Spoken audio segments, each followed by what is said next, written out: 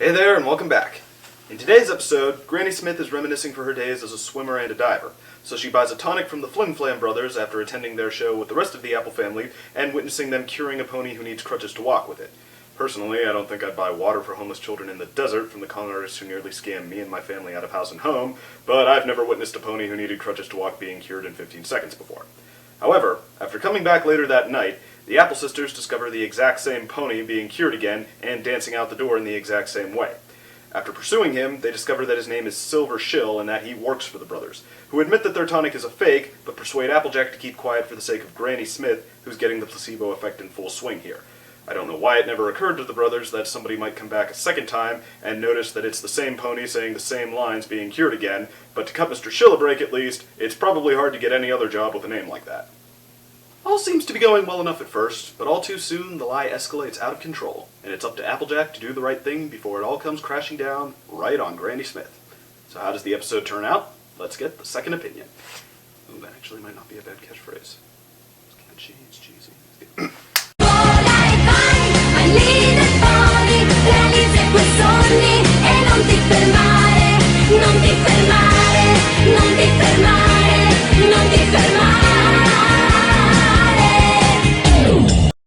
Okay, Leap of Faith. This is Season 4, Episode 20, and in my opinion, this is about as good an Applejack episode as you could hope for at this point. She's had a bit of a comeback this season, but in my opinion, it's been still inconsistent at best, and this episode has all the essentials, at least. It has a premise that it gets into with some really sort of entertaining creativity, just how Granny Smith used to be an aqua pony, quote-unquote, and how she nearly broke a high dive record, and we see that played on the projector in her mind. That was kind of fun, and then even, the family listening to it while they're goofing around in the swimming hole.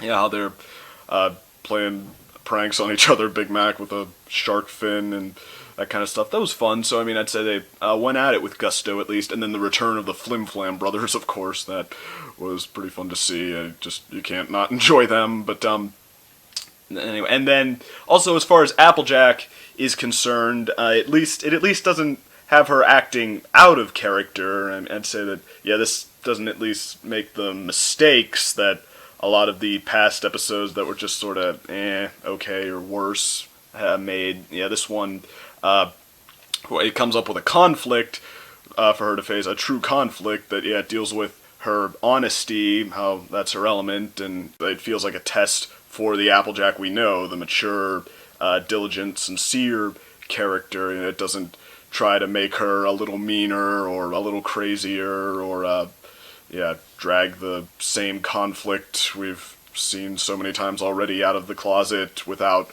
really feeling like it's growing or exploring her at all. Just, it doesn't need to deal with how, in spite of all her strength, she's stubborn or whatever we've seen so many times. It's just a true test for Applejack at her best, like we normally see, and we don't get many of those. And while it doesn't dive into it so much that you really see what she's made of, kind of like the best episodes for the other friends, this one doesn't dive into it quite that much, no pun intended, dive into it, but it still builds to something where, it really feels like a big step for Applejack. I did appreciate that. So it has all the essentials, I guess. It at least doesn't drop the ball so much, but the problem this time around is that they rush it. They really try to speed through this conflict, so it feels forced several times, how they try to put all the pieces into place. Just, with Granny Smith, how not only does she feel better after drinking this tonic, or thinks she feels better anyway, she is now doing the exact opposite of what she said before, saying the exact opposite. At first she was telling Apple Bloom that, being a high diver is way too dangerous, she wouldn't do it again no matter what, but now she's nothing to it but to do it. She's being just downright reckless, and this tonic, it's not just like, hey, I'm at my best again, so I should give my nod to the thing that helped me get there. It's like, no, I am special because this thing is special, and for no other reason.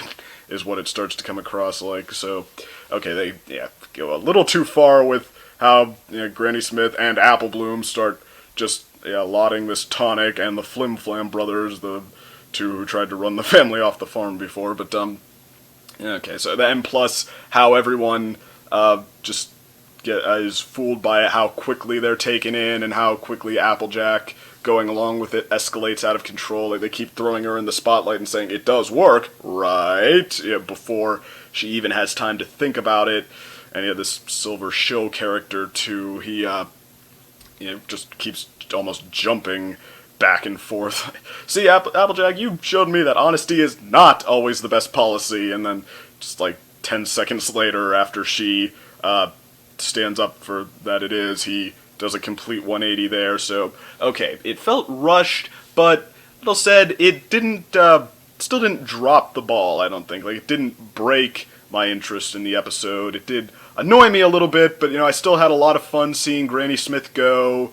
I still, and even some of the other characters, like I said, the Flim Flam brothers, I think Big Mac, even though he still pretty much only says yep and nope, he had a pretty good portrayal this time around, how he was also portrayed more like you remember him in the earlier episodes, as very sensible and, but still, fun in his own way. And, okay, and then, like I said, the thing it builds to where Applejack was going along with a lie for the greater good. She honestly thought it was helping Granny Smith, but I think this is sort of an underrated moral, another one of those, that honesty usually is the best policy, because, lying for the greater good, I don't know about the rest of you, but I've kind of seen this a lot where that is almost overrated in modern society. Like, a lot of people will tell a harmless lie to make things easier, but even if there is, like, good to it, a lot of times it will come back to sort of bite you, or it will make you sort of rely on it more, that, it becomes easier. I know I'm terrible with that, so, I should probably learn from this episode myself a little bit, but, okay, I do think lying for the greater good, that it's overrated today, so, I do think this is a good moral, and they give you a very good demonstration of when it is this time around, with, the placebo effect. They do a pretty interesting exploration of that, even though, and I was going to say, you're not totally sure how they feel about it at the end, but now basically they get the point across that, okay, building confidence is good, basing it on a lie is bad, so, that was very well done, and I did think that Applejack having to ultimately, choose that, okay, am I gonna go along with this to make things easier into Granny Smith, or, okay, am I gonna, even though I already have, one foot in the door, am I gonna go back and own up to what I've done and, do this the hard way, have to confront the Flim Flam brothers and, disappoint everyone, and she, okay, it involves saving Granny Smith, so okay, that probably had to help her decision, but the way she owns up to it, just, takes her hat off, and she could, because, in this kind of situation where you're coming clean, even then, you could kind of play politics, just like, okay, I lied, but come on, I was, being influenced here, cut me some slack. She just said, okay, it was my fault, I'm sure you'll, I hope you'll come to forgive me in time, but, okay, this is wrong, here's why it's wrong, it has to stop now, and that feels, that's how I think Applejack should have been shining a lot more, if they'd really knocked her character out of the park, instead of, just, what, like I've said before, where it's sort of running the same things into the ground. Actually, I remember one of you saying that, one if not more, that, the writers apparently have a tough time writing for Applejack because she's less flawed, so that actually kind of fit for me, because it seemed like they keep dragging dragging the same flaws out of the closet, and, I kind of think that, that they were thinking too much sort of on the level of everyone else, like, okay, we need to deal with a flaw to make this character interesting. I think that, Applejack, I almost think they should have dealt with her on sort of a different light. Like, that almost could have been her thing. She could have been the best friend, quote unquote, the really supportive one, the rock within the group, just like how, yeah, Pinkie Pie is the funniest and Fluttershy the kindest and Twilight the least. Yeah, that could have been her thing instead her thing is she's the one taking care of a whole family by herself or something. Well, but okay, I'll put that question out there actually. Do you think that they should have kept just trying to bring up flaws from the character and just trying to do the best they could with that, or would you prefer more my idea if they tried to instead have her be the one on sort of a higher level and her conflicts be more like, okay, how am I gonna take care of my friends or my family while maybe still getting into a flaw of hers when it's appropriate without repeating it 3 different times? Or do you have your own ideas? I'll put that question out there, so let you guys debate it out. But okay, so otherwise, I did, in spite of the fact that he was kind of rushed, I did enjoy this Silver Shill character.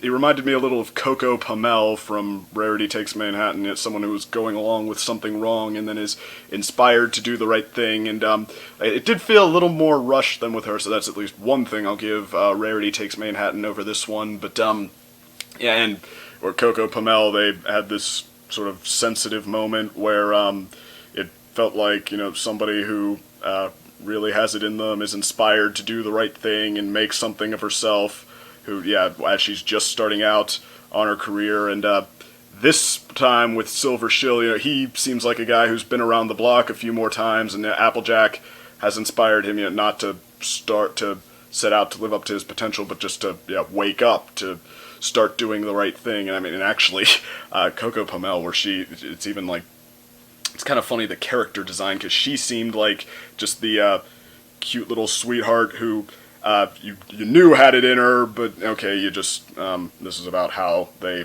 bring out her potential. Silver Shill, he looks like a guy who'd be named Silver Shill and who would be doing this. He just, I don't know, the kind of big eyes and the sort of weak expression, like he doesn't mind going along with something wrong. So, but actually, I kind of like that, though. I kind of like that he doesn't, you don't know if he has it in him right away, that he doesn't necessarily look like he does, because I think that makes it a pretty strong moment when he stands up and says, okay, you know what, I want to do the right thing. You have inspired me, because that almost is, that part of it is almost a little stronger, that just, even though he probably could have comfortably gone along with this forever, that Applejack, and who has done something fairly inspirational, I'd say, has inspired him to turn it around. So, okay, so I did enjoy that, and then he gives her the one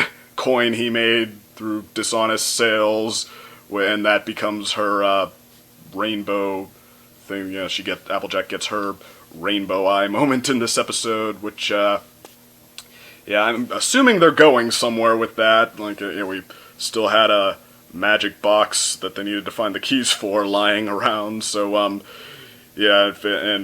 I was assuming we would have gotten back to that by now. Nobody's said anything about it since episode 3, I don't think, so, yeah, that's just been after they set up a whole season-long arc, so it seemed with that, it's just been left there, and they tried to find the key to it once, and then nobody's mentioned it since then. So if the thing with the rainbow eyes, if that doesn't have something to do with at least how they find the keys or whatever, then what does? If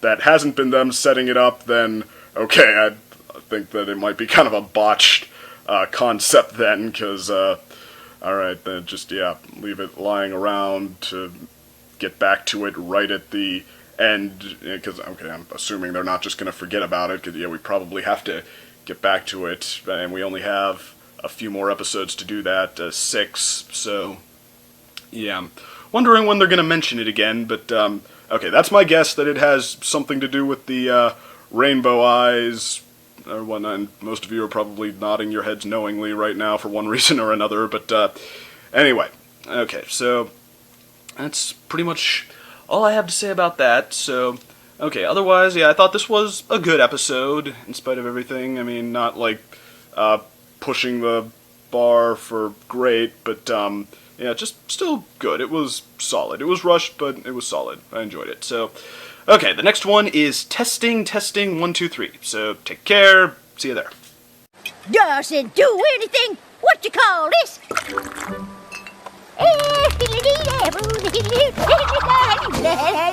Damn good television. If you enjoyed this video, please like and subscribe. If you didn't, send it to your enemies. And if you'd like to see more, you can follow me on Facebook, Twitter, or one of the other links posted in the description. And don't forget to send in the links to your fan art or videos relevant to the show for Viewer Appreciation Corner. Thanks for watching.